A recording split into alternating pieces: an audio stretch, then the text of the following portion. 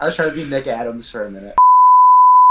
What is good, everyone? Welcome back to another video here on the channel. I am Jeffrey Kirby. As you can see, I got my man Hunter with me. Say what's good, Hunter.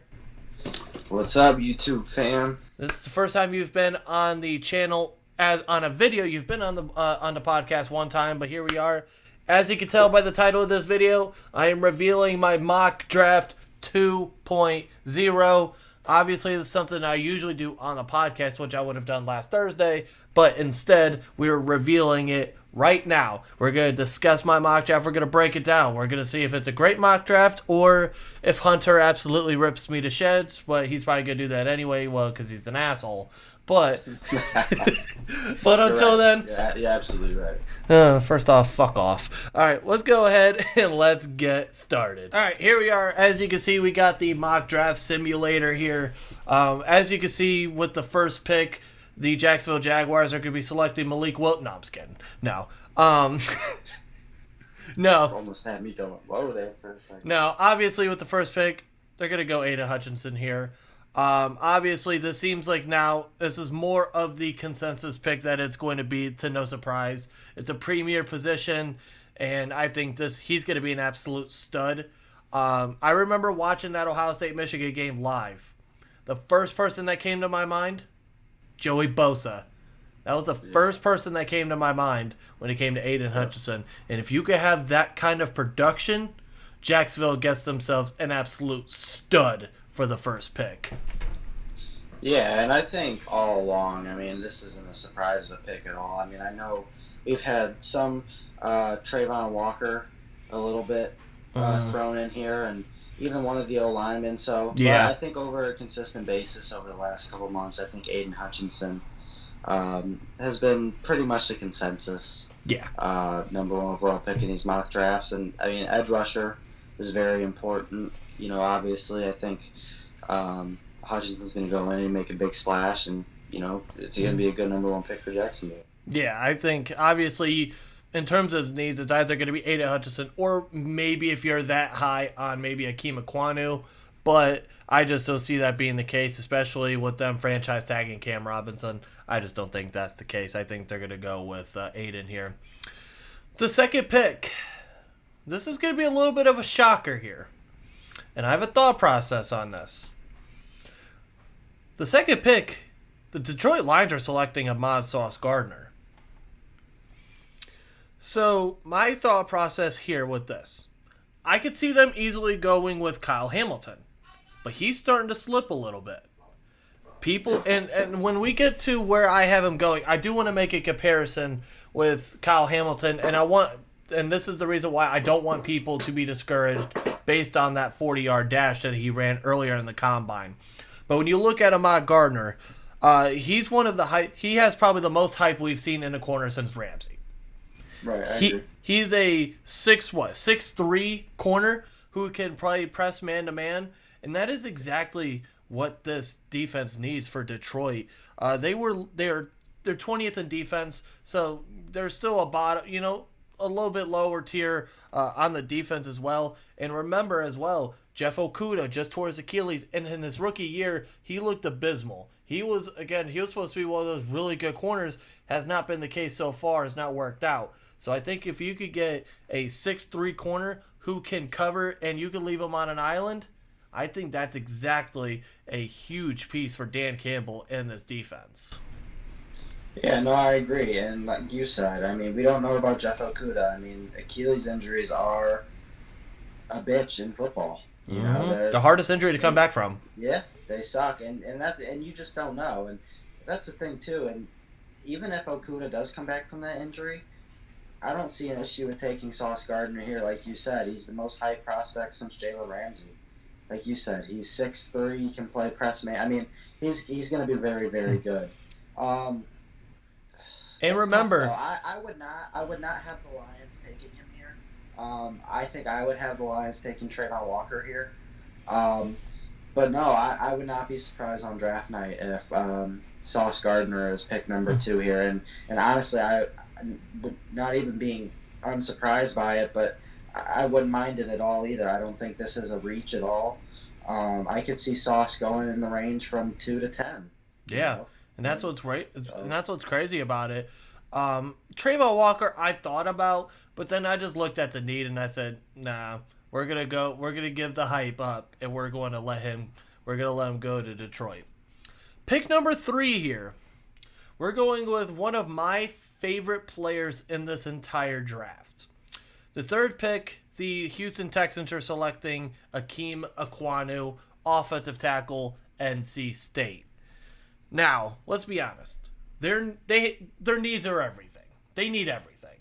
And so, what do when you need absolutely everything and you have 2 first-round picks? You go after premier positions that are, in this case, not a quarterback, because it seems like they're gonna they're high on Davis Mills. They're gonna give him a shot. So what do? You get a guy to protect Davis Mills. And remember, there is a shot that this could be the final year of Larry Tunsil.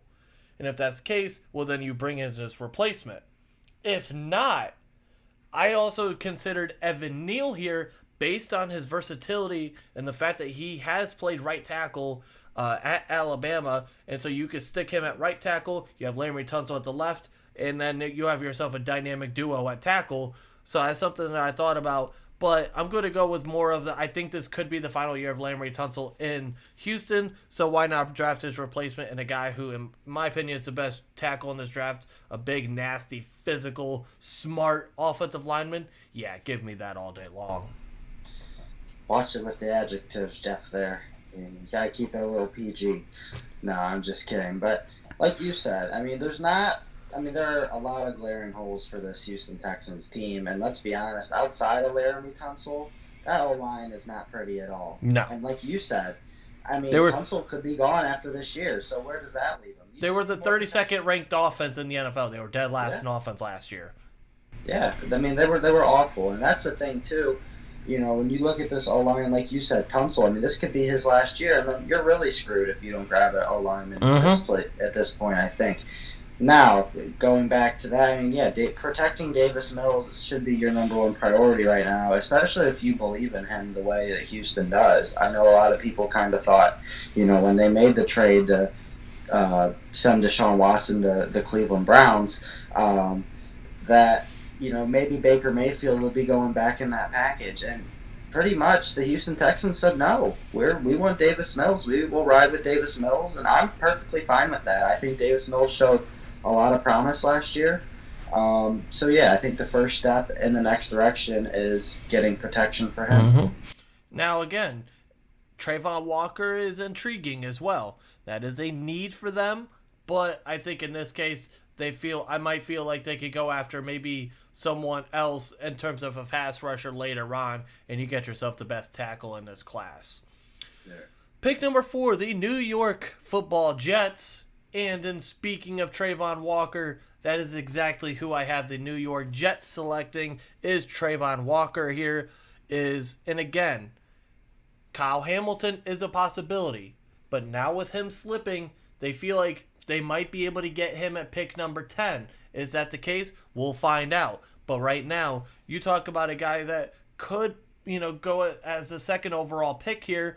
You get him at number 4. He fills a need, and that is exactly what this Jets team needs. And again, remember, who's the head coach? Robert Saleh, defensive-minded coach. He's going to find a way to make him very effective, and maybe a wide receiver. Maybe that's the case. We've seen them maybe go Drake London here, or depending on what they might want to get. Now remember, we gotta forget Deebo Samuel. At the time of recording this video, he is still a San Francisco 49er, so we have to watch out for that. The Jets seem like a favorite right now to get him, so we'll have to see what happens there. But we're going to assume right now that he is not a New York Jet, and so I give him a pass rusher from Georgia, Trayvon Walker. Yeah, I think when you look at Trayvon Walker in this case, let's talk about a guy who's really raised his draft stock over the last couple of months. Yes. And, we saw him in the college football playoff. He was incredible. He was incredible against Michigan. He was incredible versus Alabama.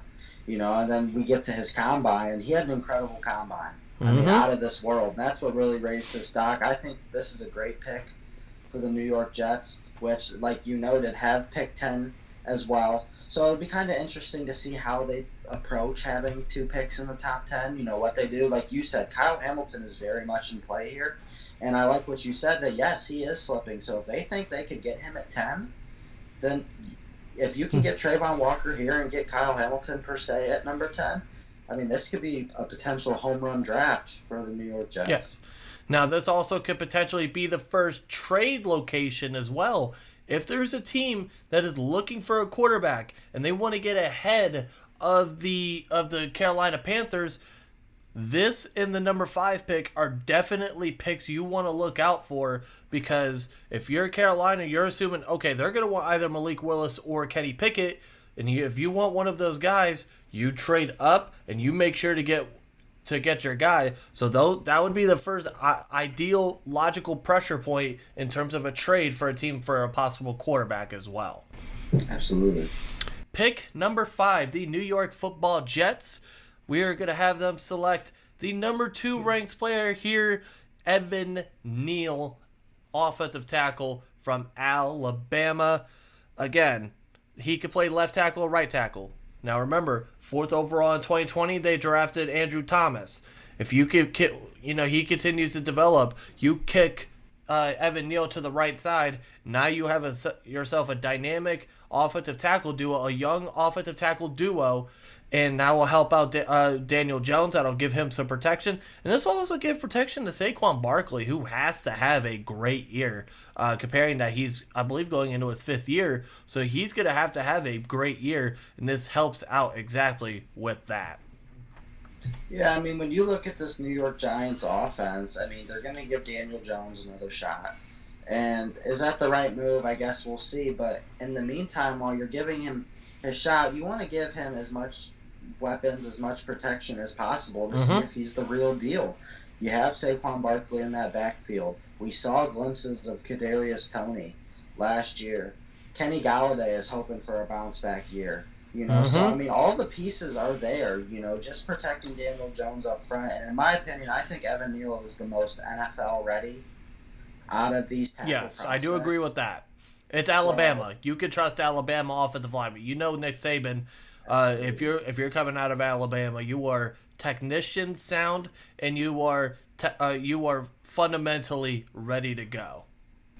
Yeah, and I think in this case too, I think Evan Neal is. I think this is the right pick here. Yeah. Number 6, the Carolina Panthers.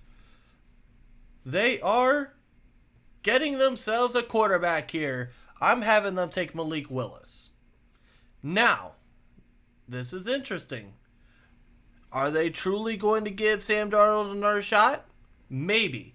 But if that's the case, I still think, because one of all these quarterbacks, you wouldn't want to start them week 1. And this is the exact situation that you need. Is you could get him a guy that he can sit behind however long it takes. You are ready to go.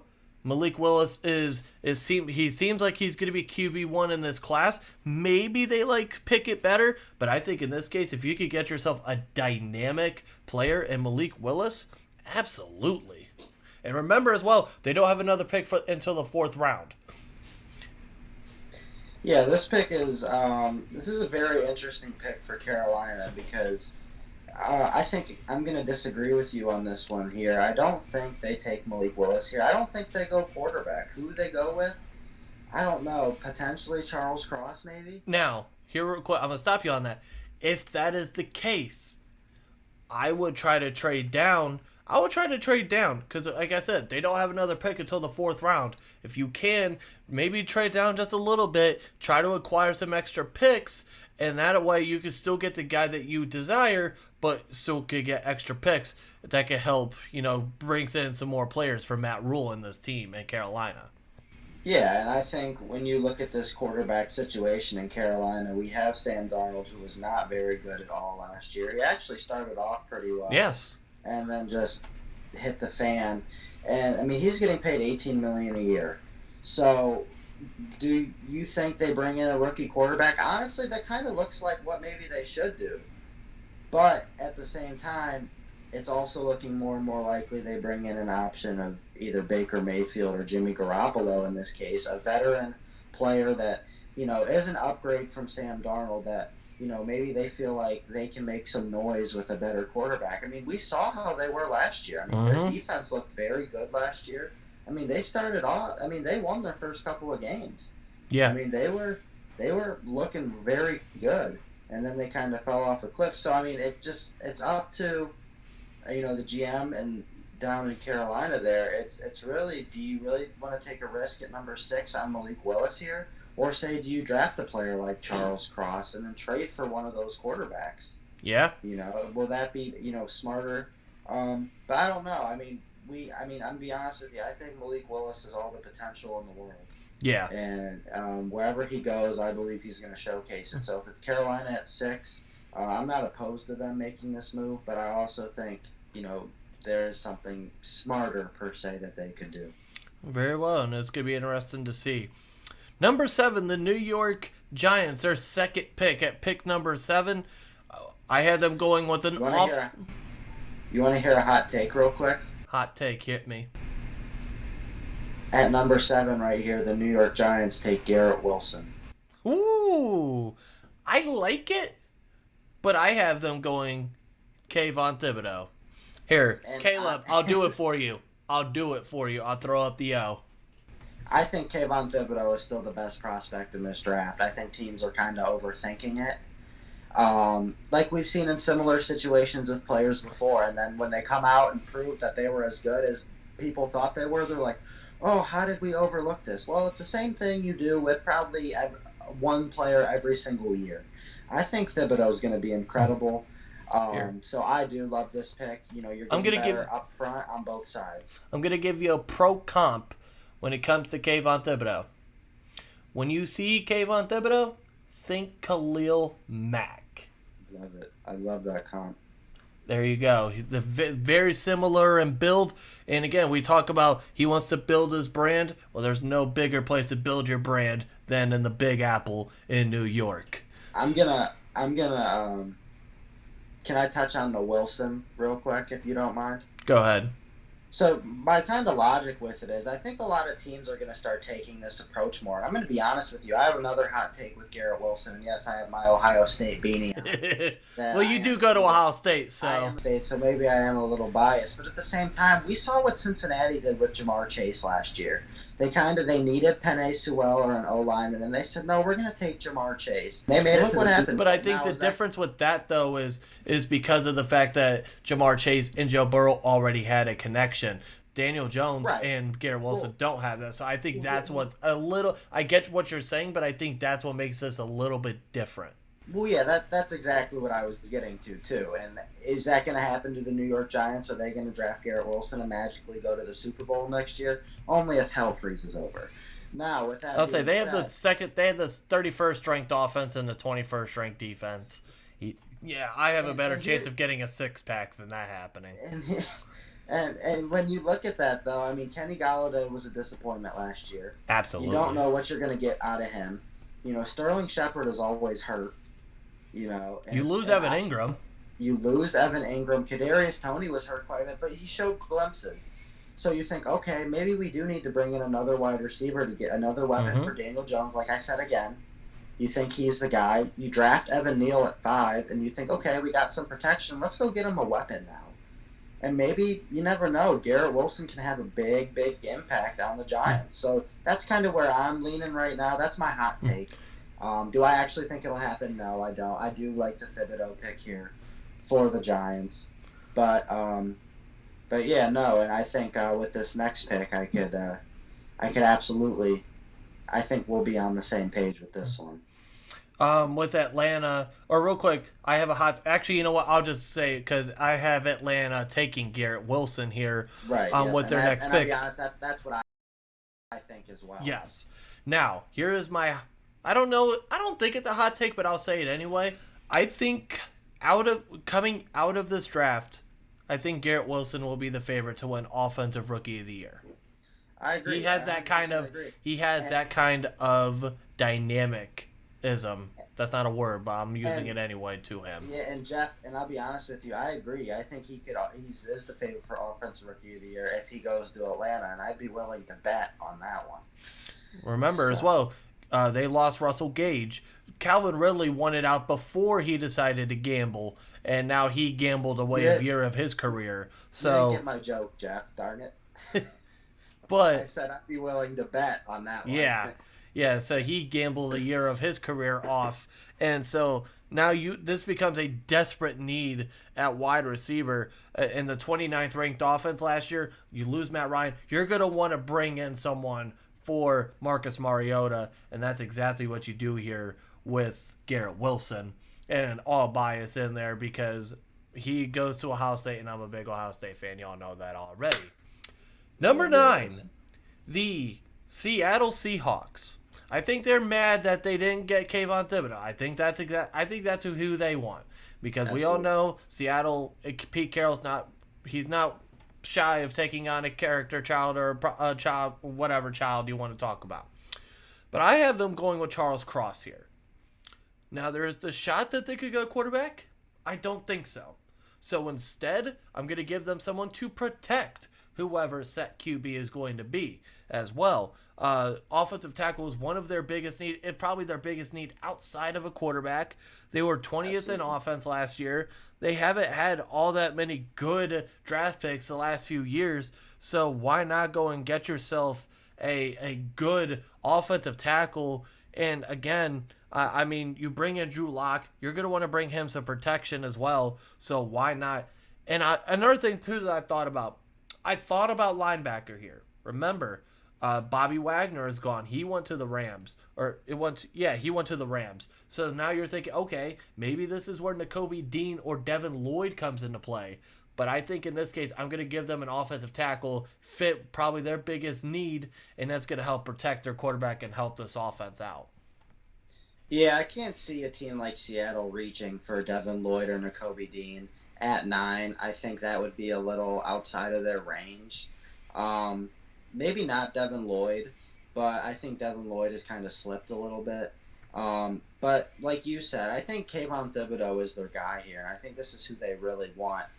But with that being said, I also think Charles Cross is a very, very good pick here. Yes. I mean, I'll be honest, I didn't really expect Cross to fall to number 9. And I think Seattle would be very, very happy with this pick. Like you said, I mean, offensive line is one of their biggest needs. So I think Charles Cross would be a huge get for Seattle here, who, yeah, sure, they miss out on their guy Thibodeau, but I don't think they'll be too upset about it if they land a guy like Charles Cross. Number 10, the New York Jets. You know how I mentioned earlier saying that the Jets were hoping that they could get Kyle Hamilton? Well, here you go. They double dip on defense, and they get themselves Kyle Hamilton, safety from Notre Dame. Now, here's something that I want people to take into consideration with Kyle Hamilton here. There's another safety that plays in the NFL who's been one of the better safeties in the NFL for quite a while now.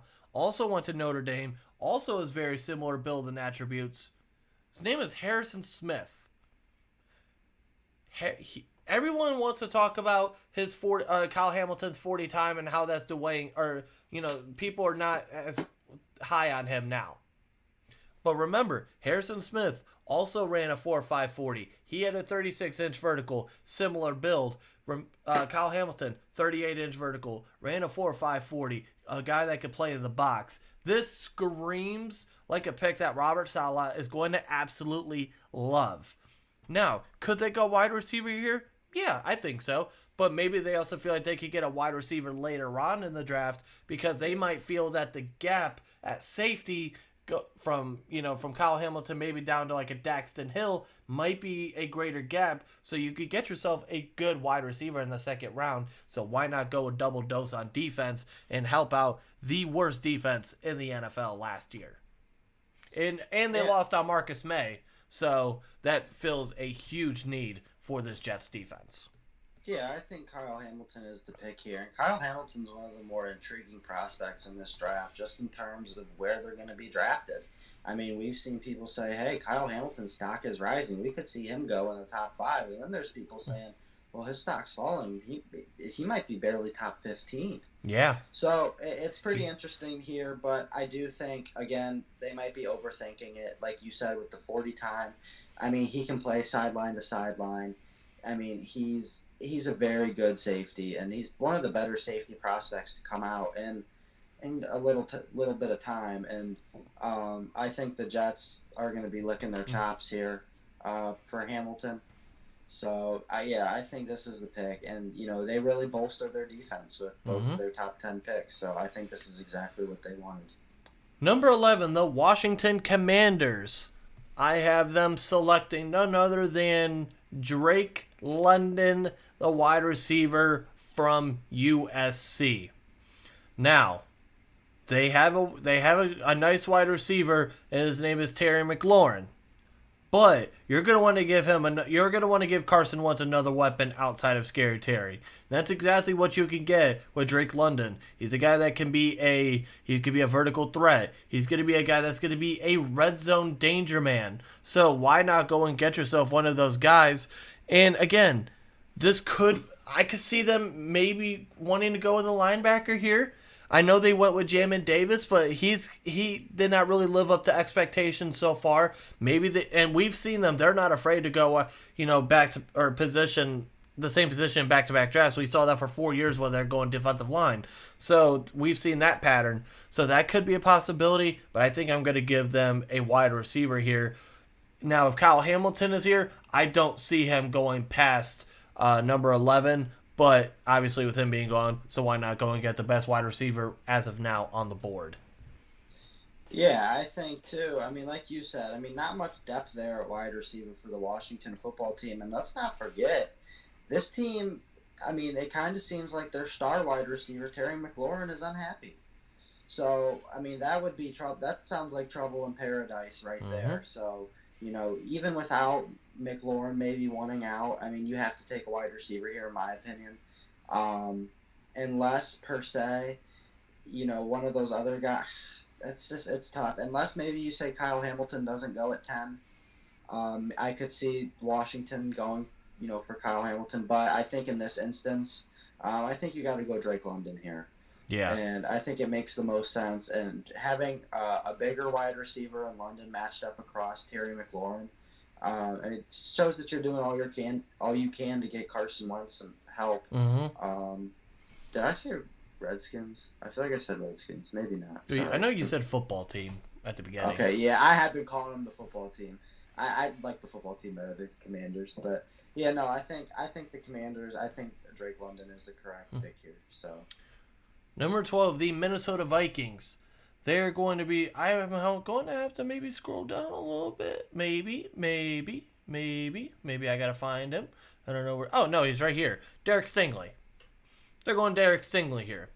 Now, this is the guy that, towards the beginning part of the draft process, he was the guy that you were looking at possibly going in the top 5.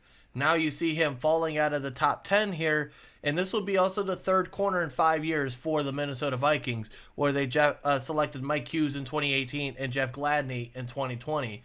But, again, Pat Pete he's re-signed him to a 1-year deal, but that's not forever, and he's not going to be there forever. So why not go and get yourself a beast of a corner? Yes, he will be recovered from that Liz Frank injury in his foot. So, but I think at the end of the day, he's going to be a stud. And this is a pick that they absolutely need for a defense that was ranked 30th in the NFL last year. Yeah, and like you said, ranked 30th in the NFL. When you have an offense that features Adam Thielen, Justin Jefferson, Dalvin Cook, and Kirk Cousins, a high-powered offense like that, you need to get right on the defensive side. And like you said, at corner, you don't know about Jeff Gladney. Did Patrick Peterson end up coming back? Yes. He did end up coming back, but Patrick Peterson is not what Patrick Peterson was. So, and yeah, I think Stingley has the potential to be the best corner in this draft. I love Sauce Gardner, and I do think Sauce Gardner is the best corner in this draft, but Derek Stingley is very good. Yes. And I think this would be a very good 2019. Just go back to his freshman tape, and you'll see why. Absolutely. 100%. Number 13, the Houston Texans. I had them going offensive tackle at number 3, And at pick number 13, they're going to go with the best player right now on the board, which is also, ironically, a need, which is Jermaine Johnson, defensive end from Florida State. Now, again, we talked about that they have a whole lot of needs. So why not go and attack two premier positions, offensive tackle and now a defensive end, a guy that you're still looking for, a guy that could bring what J.J. Watt brought to you for so many years. You need a premier pass rusher, and that's exactly what you could get from Jermaine Johnson. Again, he had 12 sacks and 19 tackles for loss. That is going to be very helpful for a defense that was ranked 28th in sacks with only 32 sacks. So Lovie Smith, he is going to be licking his chops to get a hold of Jermaine Johnson and really hope that he could produce what he did at Florida State. Jeff, do you want to get nuts real quick? Let's get nuts. Let's get nuts. At this pick right here, I have a hot take. Uh-oh. Bring on Jameson Williams, the wide receiver from Alabama. Now, let's take a look at this for a second. I love the Jermaine Johnson pick, and honestly, I think that's who they'll end up going with in this instance. But we'll have some fun here. But let's have some fun. They just extended Brandon Cooks. And outside of Brandon Cooks, they don't have much. No. So, and like we said, with the first pick, you take Akeem Ekwonu, you get your help on the O-line. Let's give Davis Mills another weapon. Let's get him a speedster. Let's get him, they already have one in Brandon Cooks. Let's go get you another one in Jameson Williams. I think Jameson Williams is going to be a stud. Oh, yes. In the NFL. And I'm going to be honest with you. I think he gets picked higher than most people think. And there's another wide receiver. I think all the wide receivers are going to get picked higher than most people think. I really do. So it's my hot take that Houston could go with a guy like Jameson Williams right here. Number 14, the Baltimore Ravens, our first division rival here. They're in a weird situation. I can see them going in multiple directions. However, I have them going with an offensive lineman. You have to scroll down a little bit, and I'm going to have them going with Tyler Linderbaum here. Now, I think Trevor Penning is an option. I think Trent McDuffie is an option. But at the end of the day, I'm trusting what I believe is still one of the best players in this draft in Tyler Linderbaum. I see that his stock is I see him as high as number 14 here, and I've seen him as low as going into the second round. So his value is probably between 14 and 34. Anywhere in that range, I could see him going. And I like his versatility. I like the fact that you could play him a guard or at center. Remember, they also lost Bradley Bozeman, their center from last year, so now this becomes a need. But again, corner's an option. They lost Anthony Averett. Offensive tackle is an option. Remember, Alejandro Villanueva is retired. And you can't fully trust Ronnie Stanley to stay healthy, so that's an option as well. So I like that they have the options to go with maybe whoever is best on their board. Yeah, and Jeff, I think you could go out there and be a better offensive lineman than Alejandro Villanueva was last year. But that's another topic for another day. And when you really look at the Baltimore Ravens here, like you said, Tyler Linderbaum, I've been saying about a couple of guys that the range of picks they can go in, you never know. Tyler Linderbaum is the ultimate test of that. I've seen him go late in the mid-second round, and I've seen him go as high as here. So you never know with Tyler Linderbaum, but do you want to get nuts again? And it's Iowa as well. Yeah, Iowa produce offensive line. All right, I'm afraid to know what you're going to go nuts on now, but we'll find out. I think the Baltimore Ravens go with Kenny Pickett here. You can't have and everyone thinks for two. No, I'm just kidding. You can't have a running back play quarterback. And, with that being said, you need a true American gentleman and Kenny Pickett. Okay, I hope you know that part is not going in the video. I know, that's fine.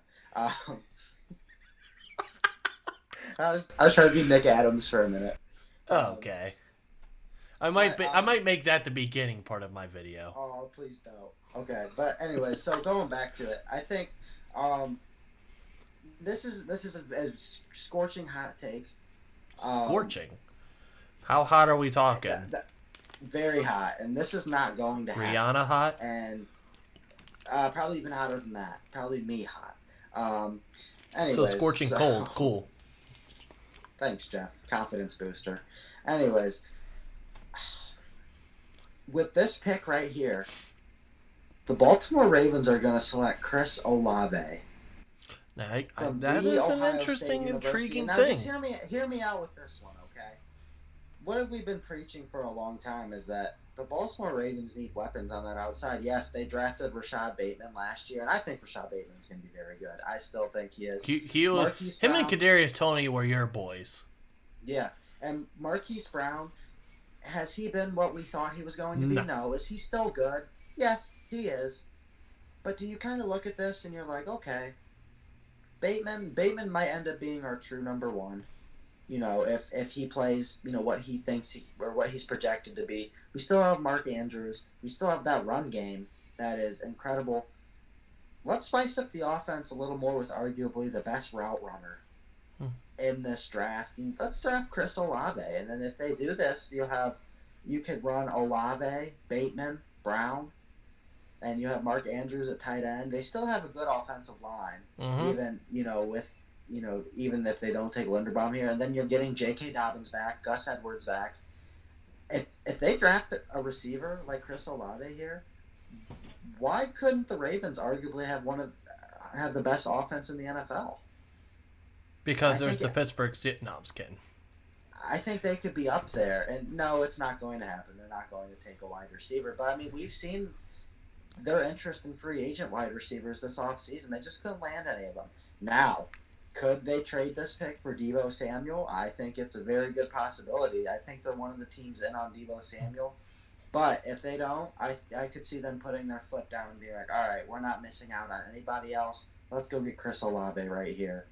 They saw, and then, like I said, in my instance, Jamison Williams went 13, Garrett Wilson too. So those guys went higher, in my opinion, than they went on yours. Maybe the Ravens see that and they're like, no, I don't want to miss out. These guys are going higher for a reason. Let's go get Chris Olave. And Chris Olave is one of the guys that I have seen that is going to go a lot higher than most people expect. Right. So number 15, the Philadelphia Eagles, their first of two picks.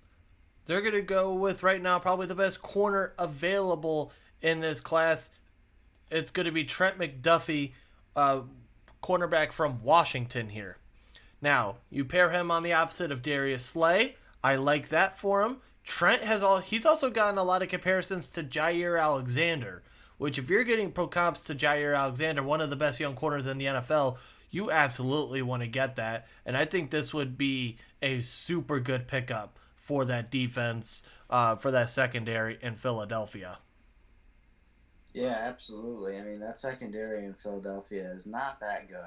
I mean, we'll just be honest. Yes, Darius Slay is there, but picking up someone like Trent McDuffie would be a very good pick for the Eagles here, who also have pick 18. So, I think they'll use this opportunity to bolster their secondary, and I think, like you said, Trent McDuffie is the best corner available. So, that's who you got to go with here at 15. Number 16, the New Orleans Saints, their first of two picks. They're going to go with none other than, where is he at? We got to find him here. Up at the top, I think. Yeah. No, it's not. We're going to go right. Oh. Trevor Penning. We're going to go with Trevor Penning here, offensive tackle from Northern Iowa. I think this fills their biggest need that they have right now is, where the hell did you get a gallon of water at? It's an orange juice carton. Oh, Jesus. I drank all the orange juice a couple weeks ago, and so for a couple weeks I've been drinking nothing but water out of this. Interesting. Strictly water. I mean, look, dude, my skin looks incredible. Anyways. Back to regularly scheduled programming. You say, when you look at this, obviously they traded with the Philadelphia to get this pick, and so you say to yourself, sometimes you ask, maybe why would you do that if you're not going to go after a quarterback? I don't think they're going to go after a quarterback at all. Spoiler, I don't think they go a quarterback at pick number 19 either. But I think this is the guy that he's going to be very feisty. He's a guy he's a no BS guy, but he's also a guy that I think that he can handle speed rushers well. He can handle bull rushers well. And I think, again, you got to protect Jameis Winston at all costs. So why not go and get yourself, probably now, as of this moment, the best offensive tackle on the board? Yeah, I think that could definitely be the pick here as well. It's an interesting pick. I think in this case, Jamison Williams and Chris Olave are both still available. So, like I said, for my other picks, the wide receivers, if they see the wide receivers are kind of going fast off the board, now the Chargers aren't going to take a wide receiver, but the Eagles absolutely at 18 are in play for one. So I Mm-hmm. could see the Saints saying, okay, well, we don't want them to take our so and so at 18, so we'll take him at 16 here. But I do like the Trevor Penning pick, especially with the loss of Teron Armstead. Yep. It looms large over their heads right now. So, yeah, I think this is the way to go for New Orleans. I don't think they'll take a quarterback either, but I also wouldn't be surprised if they did. Yeah.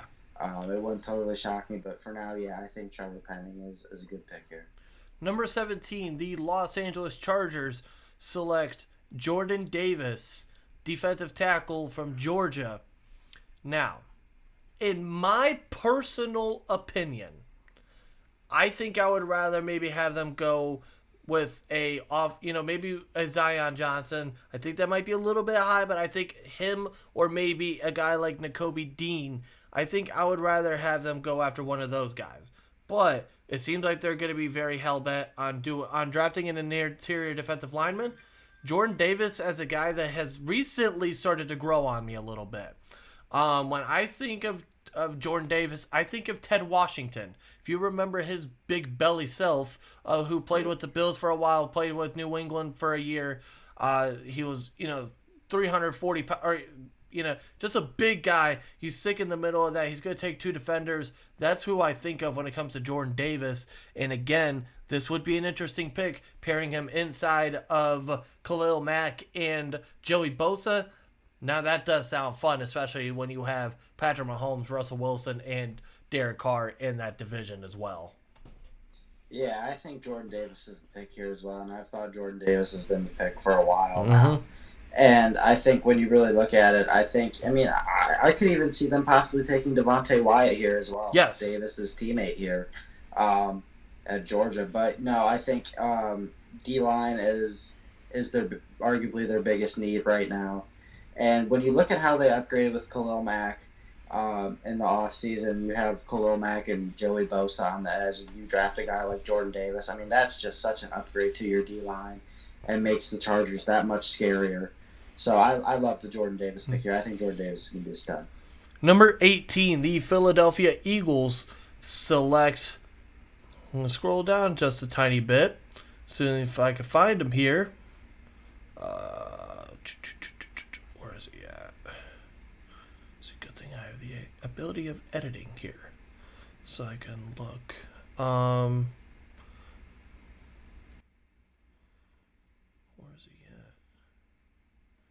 There we go. So with the 18th pick in the 2022 NFL Draft, the Philadelphia Eagles select Nakobe Dean, linebacker, Georgia. So now back-to-back Georgia players come off the board, and again, I think, in my personal opinion, I don't know how you feel about this, I'm a little bit higher on Devin Lloyd over Nakobe Dean. A lot of people seem to be a little bit higher on Nakobe Dean. You said what?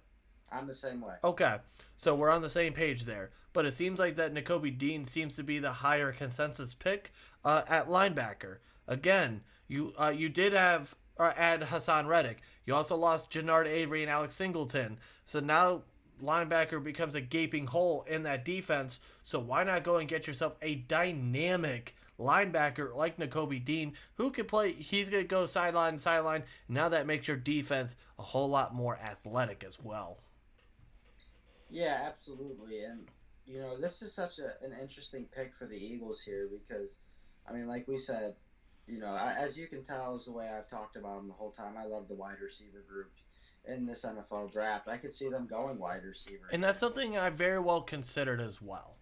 But I can also see saying, hey, we didn't draft Devontae Smith in the first round last year. We do really need some help on defense. Let's bolster our defense even more. I like the Nakobe Dean pick here. I think Nakobe Dean is going to be good. So I do like the pick here for the Philadelphia Eagles. Number 19, with the 19th pick, the New Orleans Saints select Chris Olave, wide receiver from the Ohio State. Now, Go Bucks, babe. So here is something, and I can see some people in the comments screaming, Jamison Williams, Jamison Williams. Yes, Jamison Williams is better than Chris Olave. The only reason why I went with Olave over Williams here is just also based on the fact of Michael Thomas's health the last few years. If Michael Thomas didn't have that issue, I would say they're willing to get Jamison Williams and let him recover. And then when he comes back, he's going to be an absolute dynamic player for Jameis Winston.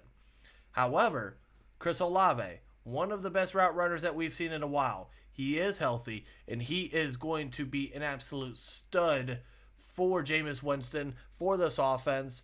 And I think you pair him up with Michael Thomas, two Ohio State wide receivers.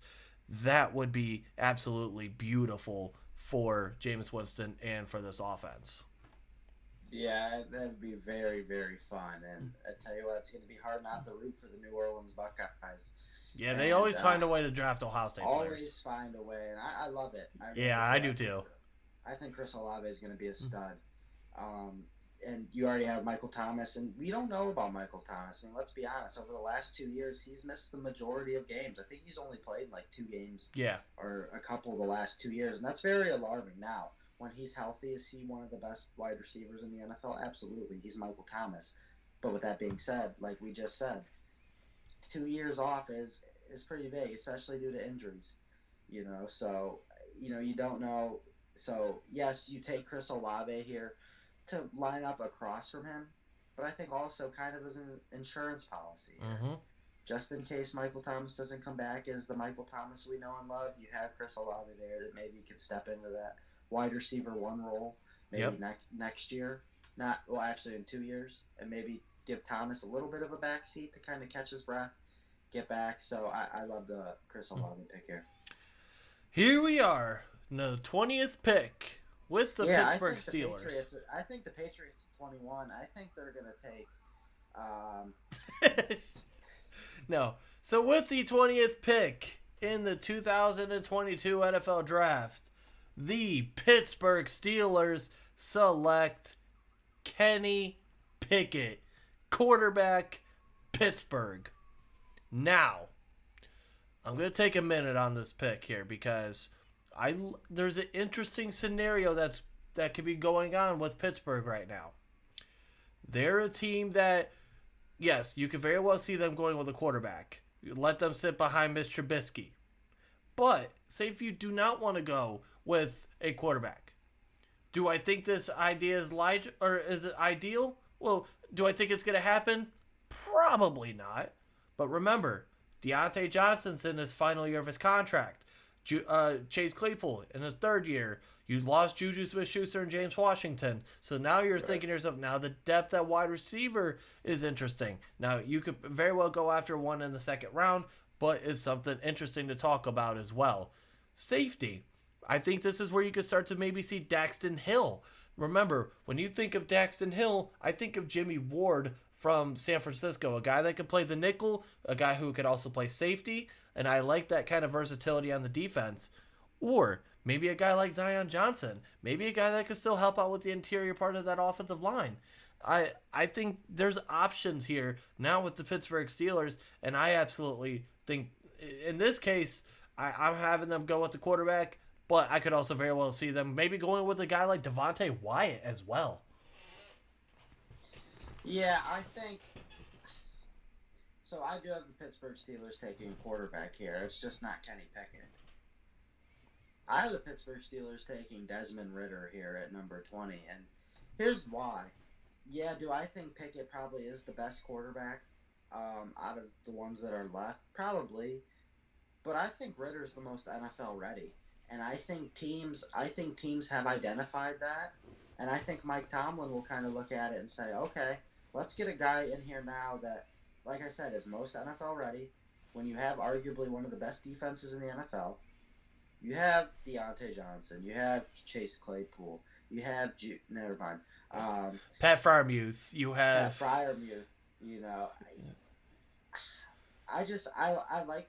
I'll be honest with you. If the Pittsburgh Steelers took Desmond Ridder here, I'm not scared by any means, but it would kind of be interesting to look at because let's be honest here. As much as how great Ben Roethlisberger was. Throwing the ball down the field the last 2 years was pretty much non-existent for you guys. It was like a 69-year-old grandpa trying to throw a football. Right. It's not appealing. So you get a young quarterback, like I said, who's the most NFL ready, and Ritter, who, by the way, has a very good arm, and you put that out there with this offense, and don't forget, bringing back Najee Harris, who I think is already one of the best running backs in the NFL. I think Desmond Ritter is the pick here, but I think it's Ritter or Pickett, and I don't think you can go wrong with either one of them. Unless you want to draft Sam Howell, then by all means, please do it. Or if you want to trade for Baker Mayfield, fine with me too. That's going to become very controversial. Now, with the new 21st pick with the New England Patriots, I don't know how they keep on getting away with this, but they're going to go and get Devin Lloyd. And this seems like such a New England pick. And I thought about giving them a corner. I thought maybe an Andrew Booth. I thought maybe a Kyler Gordon from Washington. But here, I'm going to give them Devin Lloyd. And he's one of my favorite players in this class. He's a guy, he can play in any scheme. He's a guy that can play in the 3-4 or the 4-3. He's able to diagnose plays very well. And if you give him, and he also has 47 starts, so he has the experience, and you give that experience to Bill Belichick and that defense, oh boy, that becomes very scary for this New England defense. Yeah, I don't even want to get into Devin Lloyd on New England because it's going to give me nightmares. Like you said, I think Devin Lloyd is a lot better than where he's going to go. I think in terms of talent, I think he could be a top 12, 13 pick, but he's not going to go there for reasons, and if he ends up with New England here, I mean, it's just going to be a home run pick by Bill Belichick and that crew. So, yeah, I think Devin Lloyd would be a great pick for New England here. Number 22, the Green Bay Packers. They have a gaping hole at wide receiver now. There's a guy. He is the best player on the board. And if you give Aaron Rodgers Jameson Williams to replace what Devontae Adams brought to that team, oh boy, here we go. Because once he gets healthy, Jameson Williams is going to be Marvin Harrison 2.0. And when you give him that, oh boy. Number 20. Yeah, I think. Oh, go ahead. I'm sorry, my fault. I was sidetracked. But I think Jameson, I mean, if we're talking about home run picks in this instance, I mean, it doesn't get better than this. If you're Jameson Williams coming off a really bad injury like that, and you say, okay, well, give me the best, arguably the best quarterback in the NFL. I mean, sign me up to see that as well. I mean, yeah, they lost Devontae Adams, and I mean, nobody can replace Devontae Adams. I mean, let's be honest here. But Jameson Williams would be a big first step in doing that. And they also lost Marquez Valdes-Scantling as well. And that's the thing too. I think Jameson Williams would thrive in Green Bay like no other. Number 23, the Arizona Cardinals. They're going to go with Andrew Booth Jr., corner from Clemson. I almost said Washington. Wow. From Clemson. Now, I thought about giving them a pass rusher. I think right now is when we're going to start getting into Arnold Ebiketie from Penn State or George Karlaftis from Purdue. I think we're going to start getting in the territories of them. But I decided to go with a corner for them as well. I just think that would help out their defense as well, and I just feel like why not go and get them a corner for Arizona. Yeah, Arizona's had a very interesting offseason with the whole Kyler Murray stuff.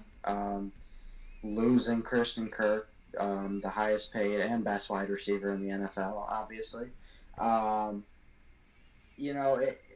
This is an interesting pick, but yes, I do think Andrew Booth here. And Andrew Booth's another guy. I mean, that's the fun thing about this draft. I saw Matt Miller, the NFL draft scout, the other day say this is the hardest draft since he started covering drafts, I think 11 years ago, to mock. because you just never know. All of these guys have such wide ranges where they could go. It's really incredible. I think Andrew Booth is another testament to that. Yeah. I think Andrew Booth could be a second rounder. Same with Kyler Gordon. Yeah, no, absolutely agree with you. But yeah, I do think Andrew Booth to Arizona isn't a bad pick here. So yeah, I think Arizona. But could maybe Arizona pick a guy like Treylon Burks? Possible. Is it unlikely? Yes. Here's the thing, though. You lose Christian Kirk. Andy Isabella is a no-no. You have DeAndre Hopkins. You have Zach Ertz. You did re-sign A.J. Green. A.J. Green is old. I thought about it, but I just feel like they have bigger needs. Yeah, no, I agree with you. Number 24, the Dallas Cowboys. They're going to go with a guy that has slowly started to rise and creep into the first round here. As soon as I find him. There we go. Arnold Ebiketie, defensive end from Penn State.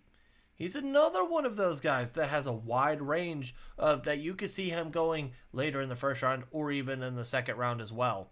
Again, remember, they lost Randy Gregory. He's now in Denver. And you're going to need a guy that could go opposite of DeMarcus Lawrence and a guy that's going to be able to free up Micah Parsons as well in that defense. And I think that's exactly what they need. Now, again, I think we could also see them go with a guard here. I could see them going with maybe a Kenyon Green or even a Zion Johnson. But in this case, why not go and give them defense? And this would be nice for that defense in Dallas. Would you be surprised if the Cowboys took a wide receiver here? After losing Amari Cooper. Yeah, I would be surprised. I was kind of going back and forth on it. I could see, man. Could you see them possibly taking someone like Daxton Hill here? That could be a possibility. I was kind of looking at that earlier, or George Karlaftis even. Yeah, George Karlaftis definitely. I in fact, in my first mock draft, I believe I had him going there. So it's a possibility, but it'll be interesting. It'll be intriguing to see. Number 25. Yeah, so I'm sorry. I do like the how do you say his name? Ebiketie? Arnold Ebiketie. Ebiketie. I like it. Cool name. Cool name. Very cool name. Number 25, the Buffalo Bills. Now, I think this would be the only team that I could see maybe going with a running back in the first round. Maybe. Possible. But I also think I could have seen it too, but also Devin Singletary did play very well in the playoffs last year. Spoiler alert, I do not have them going running back. May have bought him some time.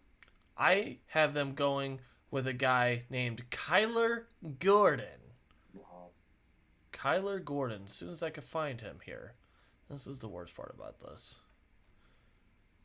Except I feel like I'm passing him, so we're going to...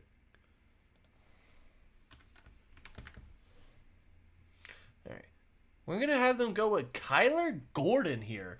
Corner from Washington. Now, again, you lose Levi Wallace to Pittsburgh. Tre'Davious White's coming back from an ACL tear. So I think now this becomes an interesting pick here with Buffalo. And again, you see what happened in that divisional game. They weren't able to stop something. They weren't able to stop something down the stretch. So why not go and help that defense out? And again, maybe a guy like Breece Hall from Iowa State could be a possibility. I don't see it. I think they go defense here. But I also I could very well maybe see them going, shocking us with a wide receiver. And if they did, whoever it is, oh boy, that could be scary. Yeah, I think Buffalo has already burned the last 13 seconds, the tape of the last 13 seconds of the divisional round against the Chiefs.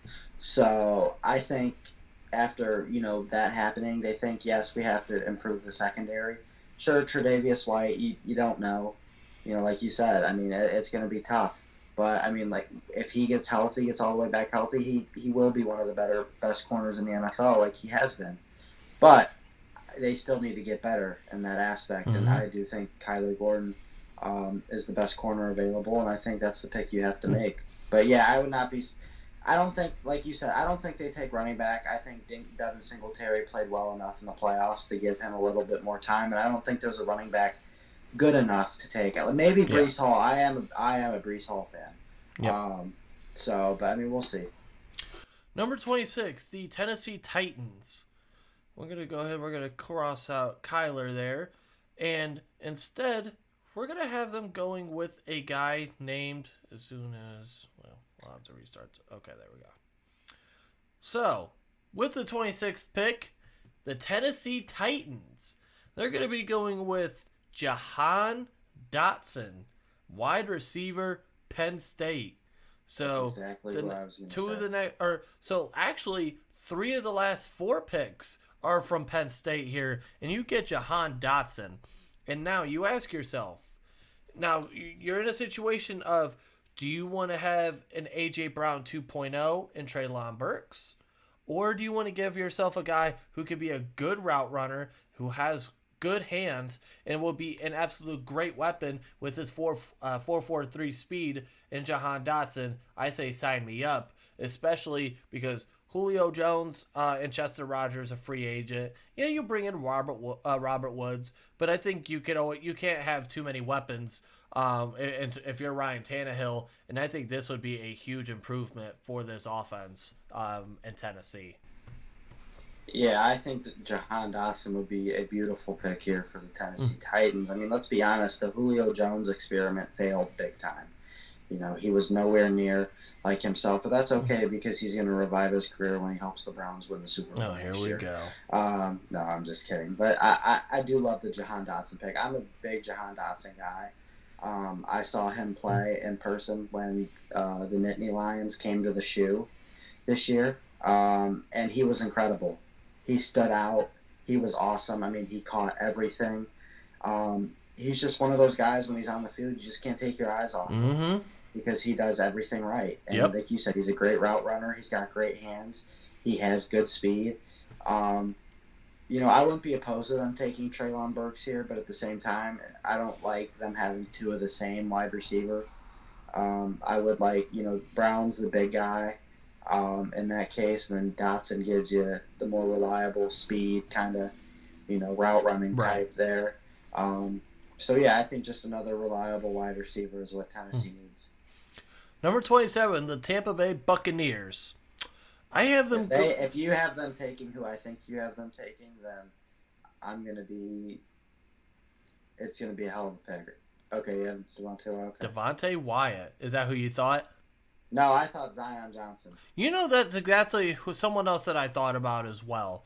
And that's I've varied between either Zion Johnson or Devontae Wyatt. I decided to give them Devontae Wyatt here. I think if you could, if you remember as well, Ndamukong Suh is a free agent as well, and if you can stick him next to Vita Vea at 304 pounds, I think that opens up the rest of that defensive line and opens up the rest of that defense, and I think that becomes very scary for Tampa Bay. Yeah, I definitely agree with you there, and I think. Devontae Wyatt, and this is an interesting pick as well because Devontae Wyatt could go a lot higher than this too. I mean, we've seen that in previous mock drafts too, and like you said, it would just open up Vita Vea and Devontae Wyatt on the same D line would be very fun to watch. So, you know, I think we'll see, but I think Devontae Wyatt, but I could see them going with someone like Zion Johnson, due to the retirement of what's his name. I know who you're talking about. I'm forgetting his name. Is it Marpet or Jensen? Marpet.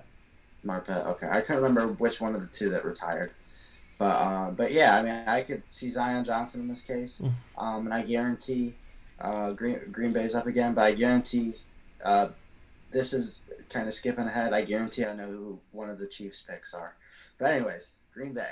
Interesting. I have them going with a guy that I've been starting to see that could possibly squeeze into the later part of this round, of the first round. And I'm going with this strictly on fit. I'm going to go with Boye Mafe. He's an outside linebacker from Minnesota. And now, again, I could very well see them going with a George Karlaftis.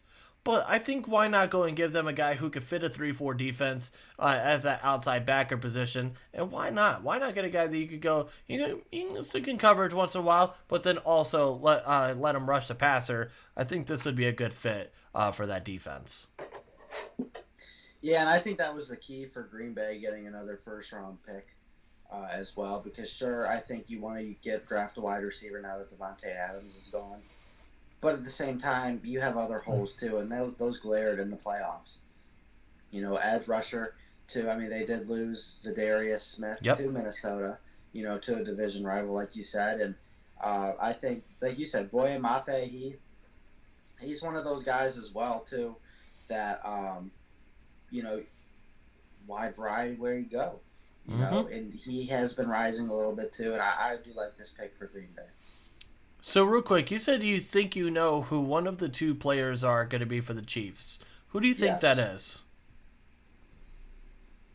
Oh, should I say it or should I wait till you do it to see if I can tell you or not? I'm just gonna go. Go ahead. I'm gonna go back to back. I'm just gonna pick them both, and then we're gonna discuss it. All right, let's see.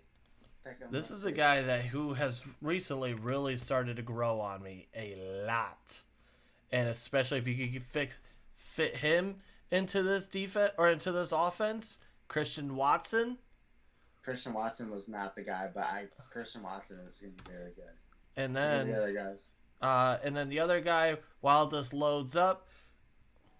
All right, hold on. All right, and the other guy is going to be George Karlaftis. Oh no, neither one. Who did you think it was? Daxton Hill. I've thought about that as well. But and especially now with the departure of Daniel Sorensen and the possibility of Tyrann Mathieu as well. But Christian Watson, 6'5", and runs a 4.36 40. Yeah. You want to talk about something? You want to talk about a cheat code for Patrick Mahomes? There you go, right there. Yeah, and now Tyreek Hill is Tyreek Hill. I mean, we know that. Yeah. But I mean, Christian Watson, different breed. Yeah.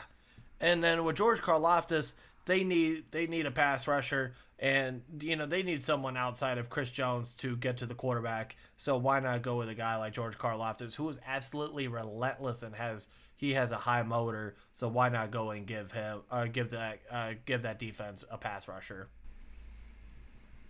Yeah, I think the Karlaftis pick, like you said, another edge rusher for Kansas City. I think this would be a steal at number 30 if they could land Karlaftis here. So yeah, no, I think for sure. I do have a bold prediction though. Bold. It's a hot take. And I'm actually not saying this as bias. I promise. Okay, this is actually from what I've been hearing. I think Kansas City trades one of these picks to the Cleveland Browns. I've been hearing that the Browns and Andrew Berry have been very active, and if one of their guys is there at the end of the first round, that they are not going to hesitate, and they will trade up. And I heard Andrew Berry is very eager to get back into the first round of the NFL draft. And I heard one of their guys who they are looking at and who I would love to take is George Pickens. He might be a possibility. But here's my thing, though: is there the chance that you could maybe get him? What is it, with a 42nd or 44th pick, somewhere in that range? And that was 43, and that is something that was discussed. But I think Pickens' stock is rising. I don't think it's not for sure he's going to be there at 43. But I also. There's another guy on the board, too, that I think they could take in this spot, and that's Treylon Burks. And, I mean, I tell you what, Treylon Burks was in play for the Browns at 13 when they had the 13th pick. Mm-hmm. Could you imagine now trading back up into the first round and you leave the NFL draft and you say, okay, we have our new quarterback in Deshaun Watson. We did go out and get Amari Cooper. We still have Donovan Peoples-Jones, who we think can still be a good NFL player. And then we get Treylon Burks.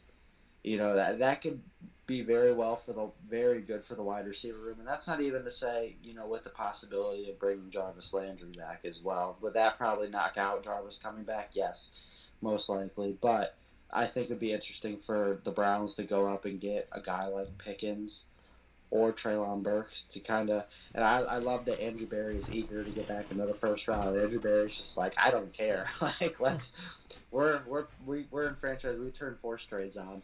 Let's go get us some good players here. Prepare to win the Super Bowl next year. Browns are mid. All right, number 31, the Cincinnati Bengals. They're going with one of my favorite players in this class.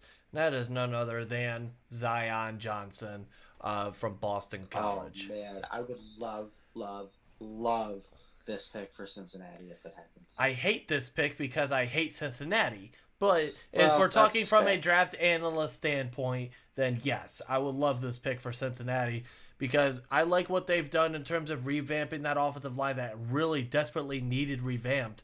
And that's exactly what they did. And this becomes an upgrade for them. And again, Absolutely. He brings you flexibility and versatility. And this would be a stud player for the Cincinnati Bengals and that offense. 100% agree. And I'll tell you what, Cincinnati did a great job in free agency of upgrading their offensive line. Mm-hmm. You know, you could see they were very serious and like, okay, we need to get Joe Burrow some more protection. And I think Zion Johnson is just the icing on the cake for that. So I think Zion Johnson is going to be a very good NFL player, and Cincinnati getting him here at 31 again is another home run pick in my opinion. The second pick for the Detroit Lions in the last pick of the first round, the last pick of this video. Do you believe I have them going quarterback here? I see, and it's funny you say that because I was just conflicted on that because you and I have had this discussion about the Detroit Lions multiple times. You know, at 32, it does give them another year of flexibility, and we have discussed that, and I know that is one of your big things. I'm going to say no, though. I think Desmond Ridder is possible here, and I know Desmond Ridder to the Lions has been what you've been saying, but I don't think it's what's going to happen. I think what you're going to do here is I think you're going to have them taking Daxton Hill. And that's exactly what I've done, is I had them going with Daxton Hill here.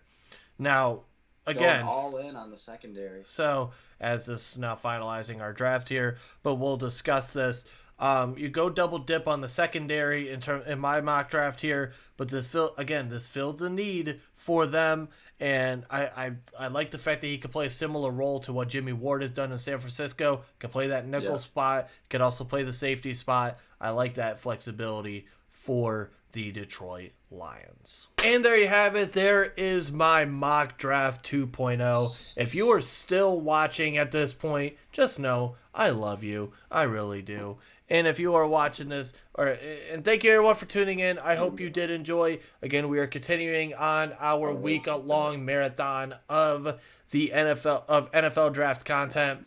And until then, I hope to see you in the next video. I hope to see you this Thursday at, I believe we're going to go live at 8 p.m. for the NFL draft, live coverage of the NFL draft. It's going to be an absolute banger.